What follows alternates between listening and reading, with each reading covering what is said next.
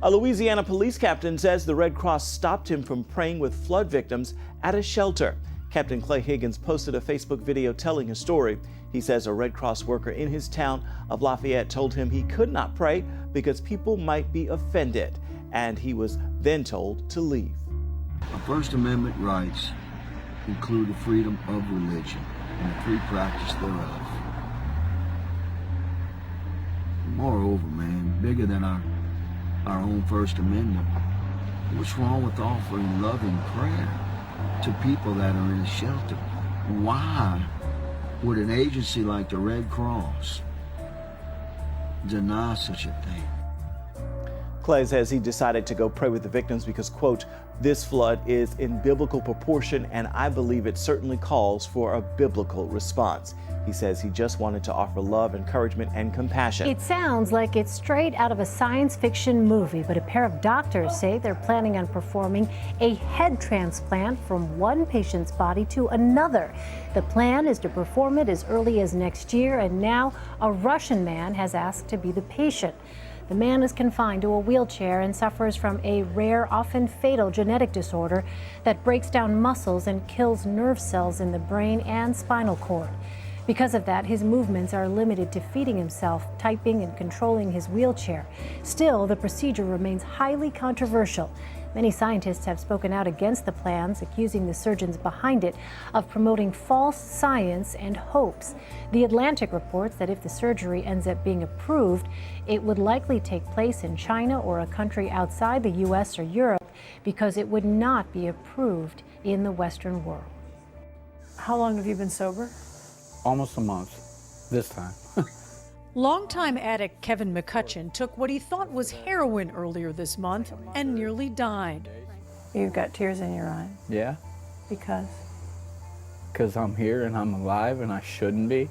You shouldn't be. No. Addicts often don't know what's mixed into the heroin they get from dealers, but McCutcheon believes that most recent dose contained the powerful opioid carfentanil. Carfentanil is so deadly it's not even prescribed for humans. It's typically used to tranquilize large animals like elephants. It's 100 times more potent than the similar drug prescribed for humans, fentanyl, and 10,000 times more potent than morphine. But carfentanil abuse is spreading, and authorities say at least 30 people have died from these overdoses in the Akron area since the July 4th weekend. Keith Martin heads the local office of the DEA. Just this morning, we were able to go on the internet and get a quote for 100 grams of carfentanil, and that was $400. $400 for an amount that would... I mean, it would kill thousands of people. In a promotional video, startup company Lightvert outlines how the UK capital's Shard building can be used as the world's biggest advertising display. By running a tiny reflective strip, high-tech images can be projected directly into people's eyes. The startup's business team using innovative technology and contacts from Cocoon Networks to break into China, the world's biggest market. Lightvert is one of the finalists competing in the Shanghai Innovation Competition this September. Anema Point is very exciting. Another, Eva Diagnostics, a company that claims affordable technology with gold standard systems. It boasts a potential to transform healthcare worldwide with a handheld device that can read details of a patient's condition while they're safely at home. Again, a firm identified by Cocoon Networks, meriting Chinese funding as well as introductions. Talal Murat is one of the fortunate ones who have escaped the Islamic State group's brutal onslaught against the Yazidi minority in northern Iraq. When IS fighters descended on his uncle's farm near the Sinjar Mountains, the message was clear: convert to Islam or die. One of them started to ask, "Who wants to be a Muslim?" He repeated that once or twice and no one accepted. He said, "Come on outside." IS fighters separated the men from the women and children. There were too many of us there, so they forced some of us to lie down on the ground. And it was then my uncle told us to run because they were going to kill all of us. Murat fled to safety, hearing distant gunfire as the male members of his family were shot to death. The area around the Sinjar Mountains is dotted with mass graves from IS's attack on the Yazidis. The Associated Press has documented 72 such burial sites containing up to 15,000 bodies. The size of the dot on this map is based on the number of known bodies at a given site. Many more are expected to be uncovered as the Islamic State's territory shrinks. With the help of satellite photos, experts have been able to pinpoint likely areas where bodies have been buried. This photo, taken in 2013, shows a field near Mosul. Here's a look at the same area 8 months later, after reports that IS fighters stormed a jail and killed the prisoners in front of a nearby ravine. According to the reports, a number of the bodies, they would fall into the ravine, and some managed to survive. In this whole area, we see that the earth, the actual dirt, has been pushed over. You can see looks like a little bit of a scalloped edge that is being pushed over the ravine. But the process of excavating and trying to identify remains in the graves has been slow. At a site north of the Sinjar Mountains, staff from the regional Kurdish government took DNA samples from remains and reburied the bodies. But some worry the Iraqi labs aren't properly equipped to handle the daunting task. Look, we have a huge number of victims. For this work, we'd like the international community to help us and to cooperate with us in matching these samples and to examine the DNA samples. More grave sites remain untouched, surrounded by fences awaiting examination. As each week passes, chances worsen that a body will be identified and that proof of a crime will be uncovered.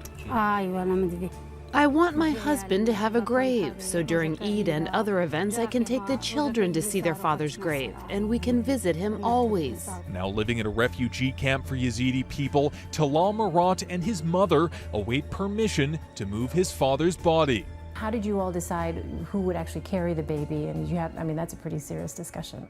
Actually, that was one of the easier discussions. We just said, you're older, you go first. We didn't really think that it was going to be this huge battle. But it has been a battle in the effort to expand this family. Doctors 3 years ago told Erin they'd discovered issues with her reproductive system that left her infertile. What followed was a series of heartbreaks, 6 miscarriages between the two of them. Every time we heard we were pregnant, every single time, and your brain just goes down this path. You think about that kid and what it's going to mean to you, and then it just gets taken away in an instant. New Jersey is one of 15 states with laws requiring insurers to cover fertility treatments. But the Krupas say their insurance company initially denied their coverage because under New Jersey law, women their age are considered infertile if they're not able to conceive after 2 years of unprotected intercourse. As you're looking at this law and realizing this doesn't apply to us, what went through your mind? I talked to the financial coordinator, and I told her that was discrimination, that wasn't fair. And she said that was the law.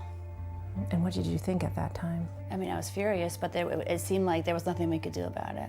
A New Jersey state lawmaker is trying to do something about it.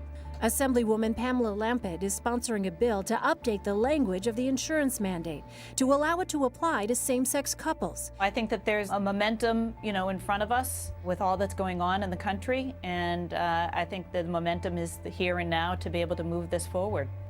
We have this goal, and we're not quitters, and we're going to fight until it happens. The Krupas tell us they've accepted they might never have a biological child, but say they hope to make things easier for families down the road.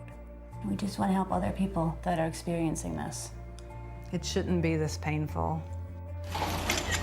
8-week-old Michaela is a medical mystery. She was exposed to the Zika virus in the womb, but does not have microcephaly, the birth defect marked by an abnormally small head and brain. Look at that smile. Maria Fernanda Ramirez Bolivar is her mother. Normal. Pero. She looks normal to me, her mom says, but the doctors say she's not. Ramirez Bolivar contracted the Zika virus in her native Venezuela when she was 3 months pregnant. Michaela has slight damage to one eye and stiffness on one side of her body. It took a team of doctors at the University of Miami several weeks to rule out other causes. Dr. Ivan Gonzalez is a part of her medical team. The ultrasound she had in Venezuela and the one she had here in the United States before she gave birth all look like a normal baby. All look like a normal baby. They didn't have any abnormalities. So you didn't know that there were abnormalities until after birth? Until after birth. We ultrasound the actual baby when it came out. Gonzalez says scans of Michaela's brain show calcification, which is like a scar, and could lead to seizures down the road. Her prognosis is uncertain. How long do you think you'll have to study a child like Michaela? It's very difficult to say right now how long we need to follow her. The plan for now is to follow her about 5 to 6 years. There is also more evidence today the effects of Zika are not limited to babies. In Puerto Rico, where Zika is an epidemic, the CDC reported increased cases of Guillain-Barré syndrome. It's a neurological disorder that causes muscle weakness and numbness. This year, 34 patients with the syndrome also had evidence of Zika or similar virus infection. One person has died. As we head into the regular NFL and NBA season, don't be surprised when multi-million-dollar athletes start opening their uninformed mouths in an attempt to sway the national conversation towards division.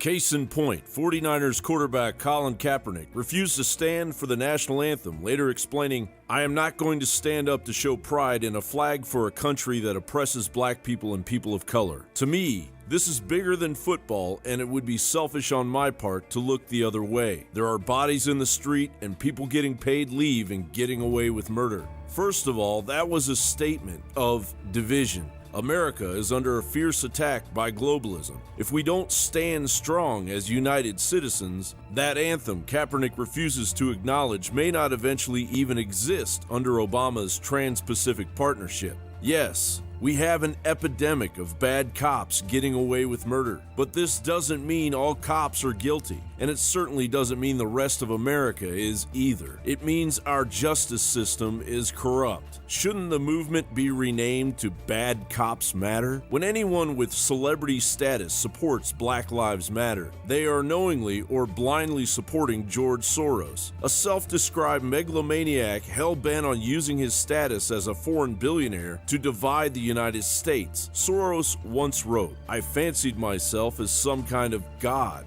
If truth be known, I carried rather potent messianic fantasies with me from childhood, which I felt I had to control. Otherwise, they might get me into trouble." That's who you ultimately support, Kaepernick. You want to change things? Acknowledge the breakdown of civilization that allows 483 people to be killed in Chicago so far this year. Education has been repackaged and become an unaffordable burden. Industry and commerce have been shipped overseas. Opportunity has become scarce. It's not race that matters. It's the economy, stupid. Breitbart reports, more proof came out today when our own Commerce Department downgraded the second quarter GDP from a horrendous 1.2% growth to a depressing and tragic 1.1%. Our economy is wrecked and dysfunctional. To make matters worse, there is a huge deficit of skilled labor, welders, electricians, machinists that the upcoming generations aren't claiming. Where is the effort to steer that kid off the mean streets into a life of responsibility and relative comfort? Kaepernick, take it from Seahawks cornerback Richard Sherman, who recently said,